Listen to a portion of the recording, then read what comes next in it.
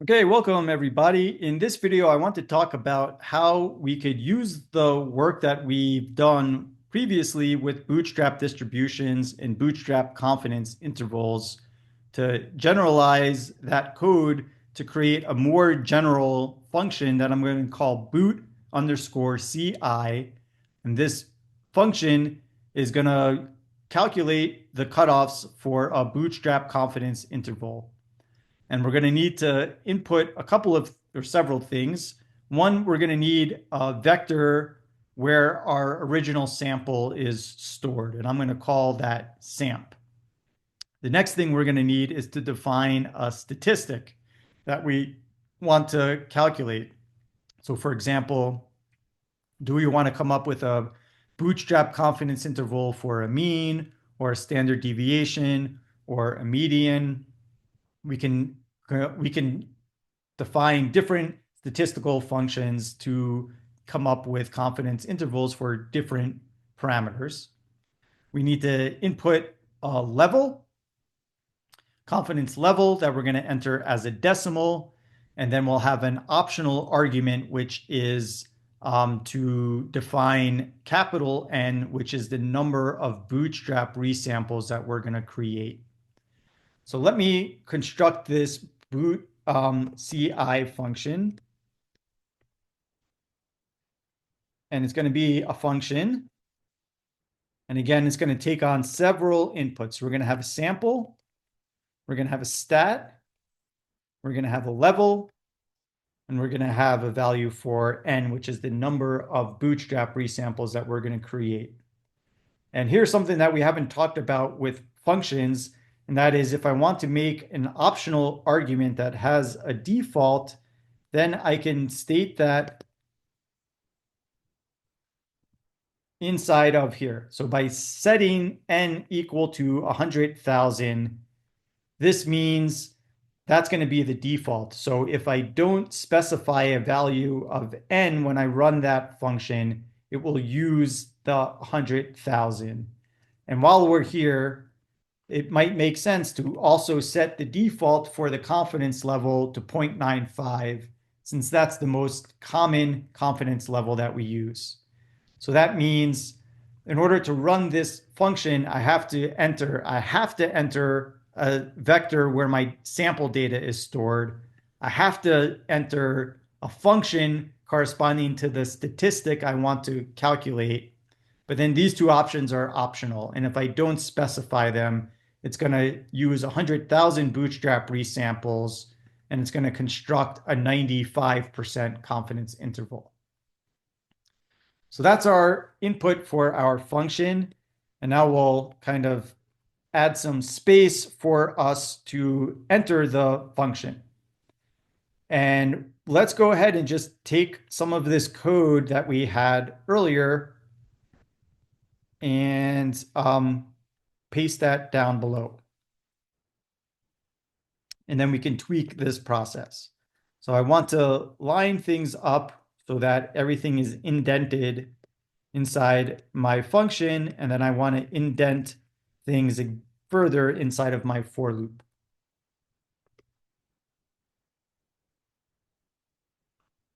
So over here, we started our function. That's all that's happened here. And now we're inside of the function. So inside this function, we're going to create a bootstrap distribution, and we need to store those statistics somewhere. So we're going to create a vector to store bootstrap stats, because in general, it might not be a mean. Then we're going to have a for loop that's going to create this bootstrap distribution. We go from 1 up to n. That's how many bootstraps we have.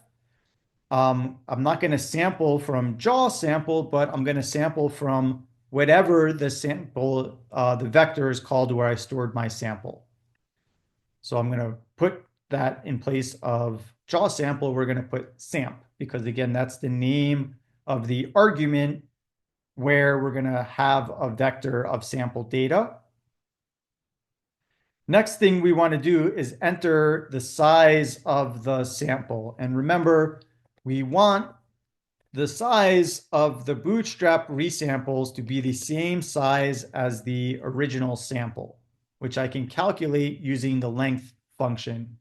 But here's a nice little subtle point, and that is if I want to run my code as efficiently as possible, this is the same value every single time.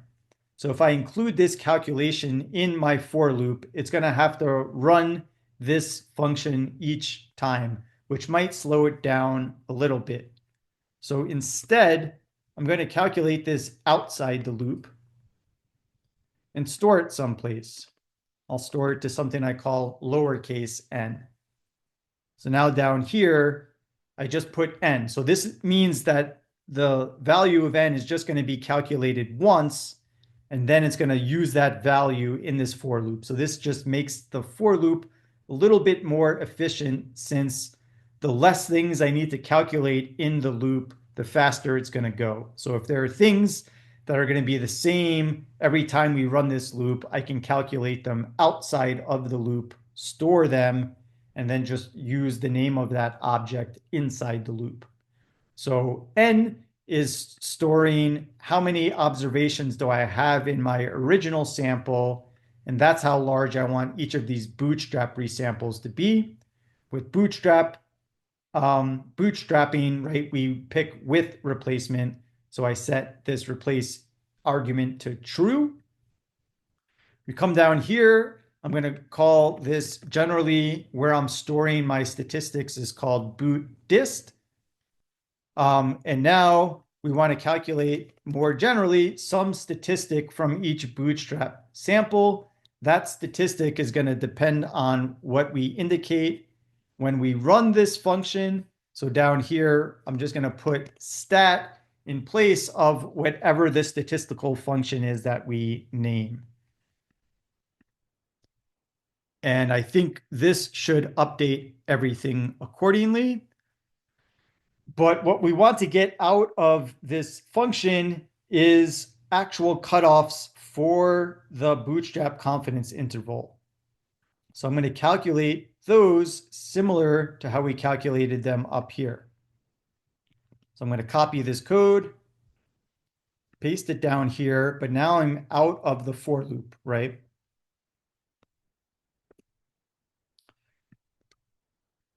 So we're going to calculate two cutoffs, but we're going to need to tweak that code. So I'm going to call the lower one lower boot.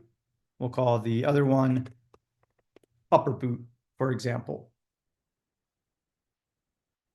And now I'm going to go into the quantile function. What we're going to calculate the quantiles of is this vector that we called boot dist. And now we need to think about what are we going to enter for these probabilities. And so more generally speaking, here's kind of the picture that we have. And let's let CL just denote the confidence level that we pick. And we're going to assume that that is a decimal value. So we're going to represent these confidence levels as decimals as opposed to percents. So if we want the middle proportion of values to be included in the confidence interval. So in the middle, we have area, which is equal to the confidence level. Then we can think about this value alpha as being 1 minus the confidence level. So the alpha is really corresponding to how much area is not in the middle. And then we want to split that up evenly into the two tails. So I take and think about, well, I want CL in the middle. So 1 minus CL is going to be outside the middle. And then I take that area and split it evenly between the two tails. So for the lower cutoff, we're going to have alpha over 2 to the left of it. And for the upper cutoff, we're going to have alpha over 2 to the right of it. So for example, with a 95% confidence interval, in the middle we had 0.95. The alpha value would be 1 minus 0.95 to give us 0.05. That meant there was 5% of the values excluded, and then we split that 5% up evenly. So we took that 0.05, divided it by 2 to get 0.025 over here, and then we had the same 0.025 above the upper cutoff. So now we can generalize this calculation for other confidence levels that we need to do. So over here, we're going to go into boot dist, and in general, if our confidence level is equal to the level, then the lower cutoff, we could calculate the alpha value, which is 1 minus level.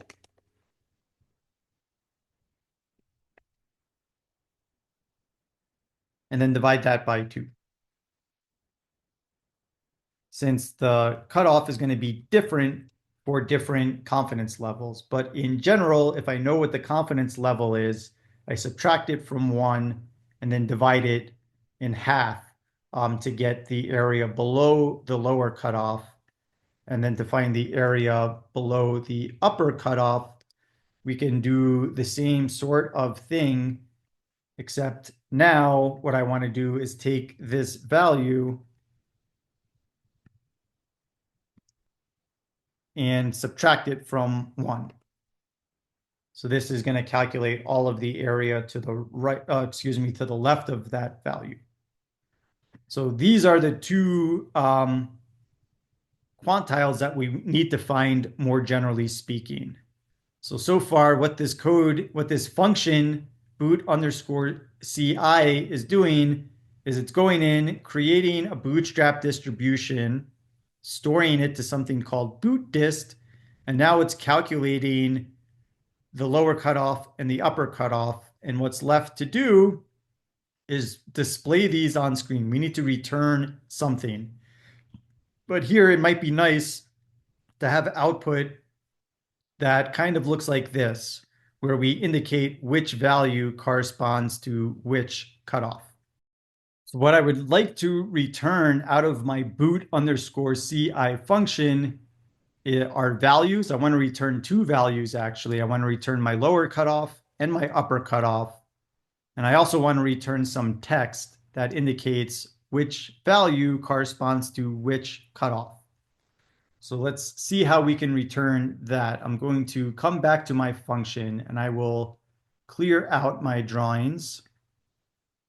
And what's left is now we're done with the for loop, but we're not quite done with our function because we need to record some output. So I can use the message function. So the message function is what is used to print a message to the screen as your output. So here what I want to say is on one line, because I don't know if it's going to be 90 or 95, whatever, I'm just going to say the lower cutoff is, and then I'm going to indicate the name of the object where I stored that value. Then I'm going to insert a new line. So that's what this /n is telling me. This is a \n is telling me line break. And then on another line, it's going to enter the upper cutoff is space. And then I want to add the value, which is the upper cutoff for the bootstrap, which we called upper boot. So I'm going to run this code cell over here. This created the function, right? But it didn't create any output. It just created the function. So now let me check my work from one of the previous questions, which said, take the jaw sample. So I'm going to set sample equal to jaw sample. Define a statistic. We did the standard deviation. We used the confidence level of 0.90. And we used the same default number of bootstrap resamples, which was 100,000. So I don't need to define anything for n. And if I run this code cell and I've done it correctly, I should get exactly this output over here. So I should be getting 2.7-ish and 4.7-ish. Well, I should get exactly those same 2 values. So I'm setting the seed here the same as how I set it up here. So we get the same samples picked in our Bootstrap distribution. So that took 3 seconds to run, but you can check here that we got the same exact output. I think what I don't want to have is the fact that the standard deviation is in there. Sorry, let me run this again and run this. Since I had some extra text there, that looks better. So now we're told the lower cutoff is 2.7, the upper cutoff is 4.7, and this is accurate all the way out to all of the decimal places that we got up here. Nice. So now if I want to change it, I can check my answer from the first question as well, where we did the distribution for the mean, and we got like 109.4 and 112.7. So that's checking out as well. So now this is a super nice function. Any sample I can change, any statistic I can change, and I can get Bootstrap confidence intervals all over the place.